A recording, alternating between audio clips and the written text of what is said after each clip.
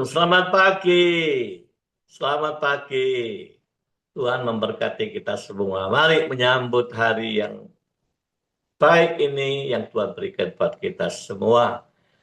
Mari saudara, dalam waktu yang pendek ini kita akan belajar pengertian-pengertian yang sangat penting bagi orang-orang percaya. Saya mohon tampilkan slide yang pertama. Mari sebagai pembuka, saudara saya ajak untuk melihat gambar di depan ini. Ada berapa gadis bersepeda di situ? Ada 5, ya. Ada 5 gadis bersepeda. Saudara, apakah melihat sesuatu di 5 gadis ini? Nah, ada angka-angka yang muncul di situ dan angka ini cukup besar, ya. Size-nya cukup besar. Apakah saudara melihat? Ya. Cara melihatnya, mata kita harus fokus. Ya. Jadi kalau mata terbelalak gini sulit lihatnya, tapi kalau mata diperkecil gini fokus, saudara paham ada apa di situ. Ya. Kalau nggak fokus nggak bisa paham. Ya. Nah, saudara fokus coba lihat ada angka berapa yang muncul. Nah, ya. Ternyata dari tubuh 5 gadis ini ada 3 angka besar, 7, 6, 9. Tapi kalau mata kita terbelalak, melihat keseluruhan, angka itu tidak kelihatan. Ya, inilah makna kalau saudara dan saya fokus, maka kita akan lebih mudah memahami. Sebab itu, pagi hari ini saya ajak saudara fokus sejenak. Ya, sebab kita akan belajar hal-hal yang sangat penting yang seringkali ini masalah menjadi rancu atau jemaat bingung tidak mengerti apa sesungguhnya arti kata ini. Silakan slide kedua. Saudara, kita sering mendengar kata pelayanan dan kata ibadah, ya. Pelayanan dan ibadah. Menurut saudara, sesungguhnya mana lebih penting? Pelayanan atau ibadah? Mana lebih dulu? Ibadah dulu atau pelayanan dulu? Atau yang mengatakan, orang Kristen itu ibadahnya berapa kali? Ada yang ngomong, seminggu 1 kali. Ada yang seminggu 2 kali cukup. Tengah minggu dengan minggu. Ya. Nah, mari kita pelajari kata ini, 2 kata penting ini, supaya saudara dan saya paham. Yang pertama, ya. Yang pertama kita akan melihat tentang esensi pelayanan. Silakan, nah ini ya slide ya, pelayanan. Pelayanan adalah respon kasih dan ketaatan kepada Allah yang diwujudkan dalam bentuk melayani Tuhan dan melayani sesama. Jadi pelayanan sekali lagi, respon kita karena kasih dan ketaatan kepada Allah diwujudkan dalam melayani Tuhan dan melayani sesama.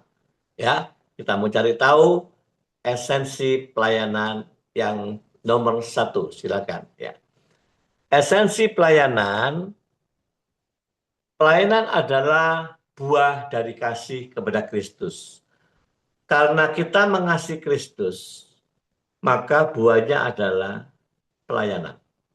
Ya, karena kasih kepada Kristus, maka lahir melayani. Ya. Kenapa begitu? Memang karena kita ini juga lebih dulu dikasihi Tuhan. Ya. Tuhan lebih dulu mengasihi kita. Ya. Karena itulah lahir kasih dari kita dalam wujud pelayanan. Ya. Yang kedua, ini kita bicara esensi ya. Esensi itu inti atau hakikat pelayanan. Ya. Yang kedua, pelayanan adalah meneladani Kristus. Karena Kristus datang bukan untuk dilayani, tapi melayani. Jadi tidak ada alasan setiap orang percaya Yesus harus meneladani untuk ikut melayani. Ya, ini esensi pelayanan. Nomor 3. Saudara perhatikan nomor 3, pelayanan itu memberikan diri sepenuhnya, ya. Mempersembahkan tubuh sebagai persembahan yang hidup, mati apa gunanya, ya. Persembahan yang hidup dan yang kudus dan yang berkenan kepada Allah. Itulah ibadah sejati. Nah, ini mulai bingung kita. Pelayanan kok ada kaitan dengan ibadah? Apa ini? Ya, kata pelayanan kok dikaitkan dengan ibadah? Apa ini? Ya, saudara, masih di esensi pelayanan. Yang keempat, ya. Yang keempat, pelayanan adalah menggunakan seluruh karunia yang Tuhan beri kepada saudara untuk dipakai membangun tubuh Kristus. Pelayanan adalah menggunakan karunia yang Tuhan kasih. Tiap orang tuh dikasih karunia sebetulnya, ya. Oke, lebih gampang mungkin kita ngomong tiap orang ada talentanya, ada bakat, ada Tuhan kasih itu, dibekali itu, ya. Dan itulah pelayanan harus dipakai untuk membangun tubuh Kristus. Ya. Empat inilah yang disebut, ini loh inti pelayanan. Ya. Nah, lalu kita cari tahu sejauh mana kaitan dengan istilah ibadah. Lalu mana mendahului mana lebih penting, ya. Nah, saudara, esensi pelayanan kita sudah pahami, minimal ada 4 hal penting ini, ya. Lalu next slide kita masuk di dalam 3 makna kata ibadah. Ibadah itu bahasa aslinya, bahasa Ibrani, itu avodah. Ya, kenapa kok pakai contoh bahasa Ibrani? Kok tidak bahasa Yunani perjanjian baru? Ya, tidak, karena ideal itu di bahasa Ibrani. Bahasa Ibrani itu satu kata mengandung banyak. Ya, satu kata avoda. Avoda itu ibadah. Itu mempunyai 3 arti. Satu, to work, bekerja, ya. Bekerja sehari. Ada yang bekerja di kantor, ada yang dagang sendiri. Pokoknya ada kerja untuk kehidupan, ya, bekerja. Makanya ada istilah bekerja itu ibadah. Betul, saudara, ya. Bekerja ibadah. Jadi satu kata avoda mengandung pengertian lengkap. Kalau di perjanjian baru di bahasa Yunani itu sendiri-sendiri, ada latreia, ada diakonia, ada doilia, sendiri-sendiri. Nah, ini enggak satu kata ibadah. Ibadah itu mengandung ini, gitu, ya. Ibadah itu mengandung 3 ini. Satu, to work, bekerja, ya. Bekerja itu ibadah. Nanti saya jelasin. 2, melayani to serve. Nah, ternyata serve, melayani, pelayanan ini bagian daripada ibadah, ya. Pelayanan apa? Satu, melayani Tuhan.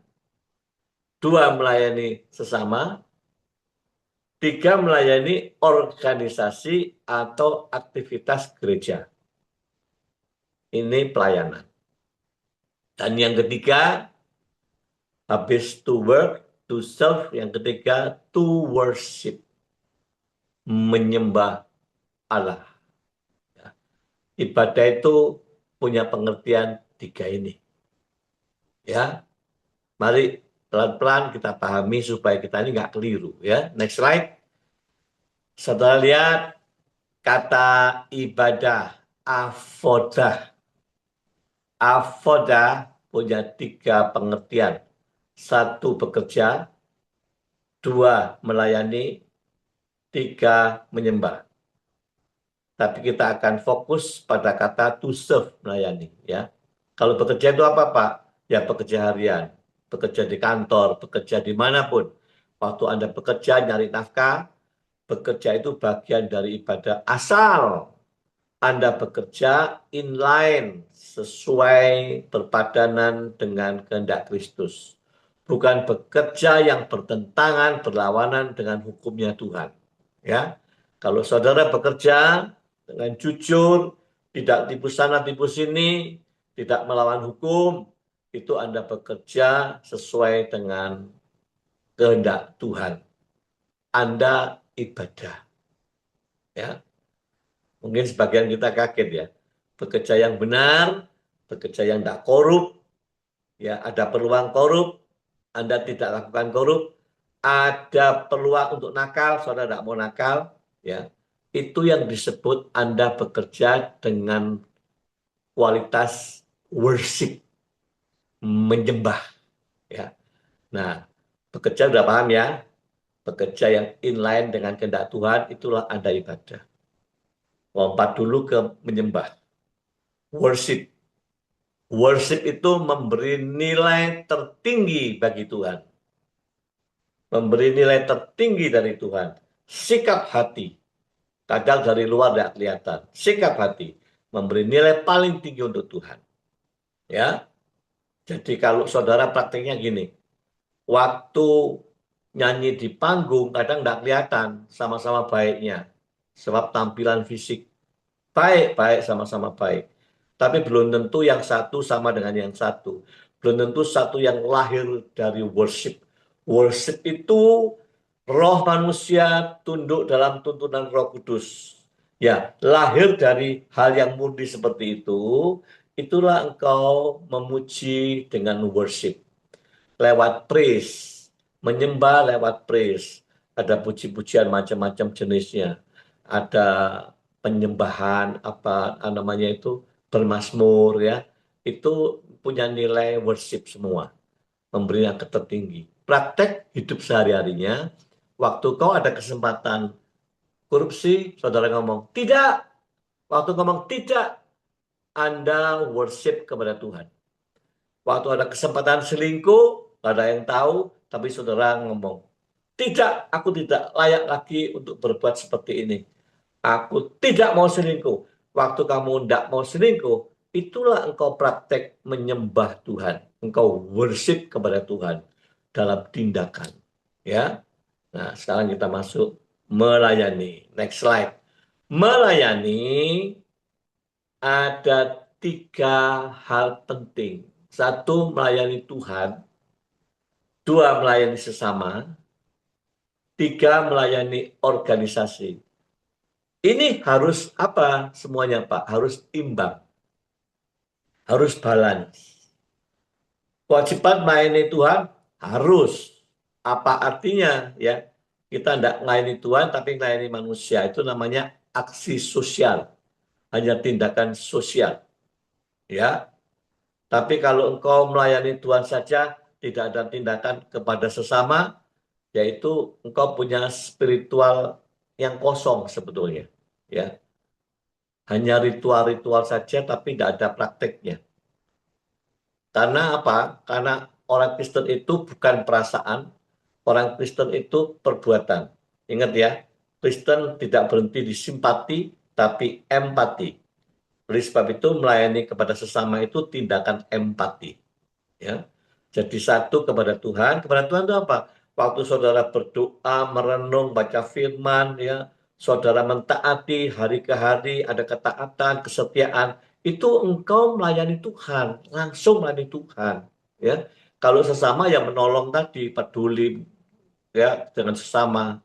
Nah, baru masuk di dalam melayani organisasi. Biasanya normalnya, kalau orang sudah melayani Tuhan, akan lahir hati melayani sesama. Akan lahir lagi kerinduan untuk melayani organisasi tubuh Kristus. Ke gereja itu kemana kalau gereja? Gereja itu kau datang melayani Tuhan. Kenapa? Di sana mendengarkan, belajar dengan firman, kedengaran, tahu ya kau bertumbuh pengetahuannya. Itu masuk di ranah melayani Tuhan. Tapi aktif sebagai WL, sebagai PAW, sebagai choir, sebagai asar, semua itu melayani organisasi. Ya. Boleh, semuanya boleh. Ya. Alangkah baiknya kalau semua tertata baik. Tapi hati-hati, ada orang yang habis-habisan dalam pelayanan organisasi, dia lupa tidak pernah melayani Tuhan. Oleh sebab itu rohaninya kering dan hancur. Ya, Tuhan nggak mau. Kita harus balance hidup itu. Ya, jangan merasa kalau sudah melayani organisasi, aku sudah melayani Tuhan. Belum. Ya, belum. Karena itulah ini harus benar-benar lengkap, saudara. Ya, saya mengharapkan pengertian ini dipahami. Next slide. Ya. Nah, saudara lihat, dua kata di perjanjian baru. Ibadah sejati itu, Roma 12 ayat 1 itu kepada Tuhan. Ya, mempersembahkan hidupmu untuk Tuhan. Ibadah murni itu kepedulian kepada sesama. Jadi begini dan begini. Ya, next slide berikutnya, saudara lihat. Ya, begini dan begini. Nah, ibadah ke atas, ibadah sejati, ibadah murni. Ya, harus ada ini, melayani Tuhan, melayani sesama. Dilengkapi dengan melayani organisasi tubuh Kristus. Kita baca, karena kami ini buatan Allah diciptakan dalam Kristus untuk melakukan pekerjaan baik yang dipersiapkan Allah sebelumnya. Jadi Tuhan punya agenda. Ia mau supaya saudara dan saya hidup di dalam agenda itu. Hidup dalam pekerjaan baik. Pekerjaan baik apa tadi? Ya itu semua. Melayani 1, 2, 3 lengkap. Ya. Jadi saya berharap setiap jemaat Kristen udah ngerti. Jadi ibadah itu apa? Ibadah itu tidak cuma Anda di gereja, di gedung itu. Enggak. Anda kerja, hati-hati, jagalah itu ibadahmu. Ya, Anda worship, bersikap dimanapun berada, membawa kemuliaan Tuhan, inilah engkau mengagungkan Tuhan, menjaga kemuliaan Tuhan. Itu ibadah. Ya, jadi jangan dipersempit bahwa harus datang minggu, store wajah, ibadah. Enggak, di luar itu tetap harus ibadah. Amin. Amin. Mari saudara, kita berdoa. Bapak, kami mengucap syukur, terima kasih. Dalam waktu pendek, kami kembali diingatkan. Ada pelayanan, ada ibadah. Kami mengerti sekarang, pelayanan merupakan salah satu bagian ibadah. Ada pelayanan kepada Tuhan, pelayanan sesama, juga pelayanan ke gereja. Hidup kami harus seimbang. Tidak bisa kita habis-habisan energi pelayanan organisasi, tapi kita hancur tidak pernah pelayanan Tuhan. Tidak pernah peduli kepada sesama. Kami nggak mau Tuhan, kami rindu sungguh ibadah kami, ibadah yang lengkap seperti yang Tuhan kasih pengertian kepada setiap kami. Avodah. Kalau kami bekerja, kami ingat kami beribadah.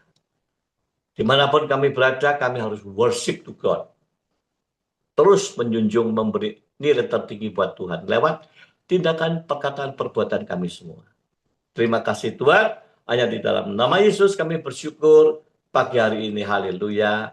Amin. Amin.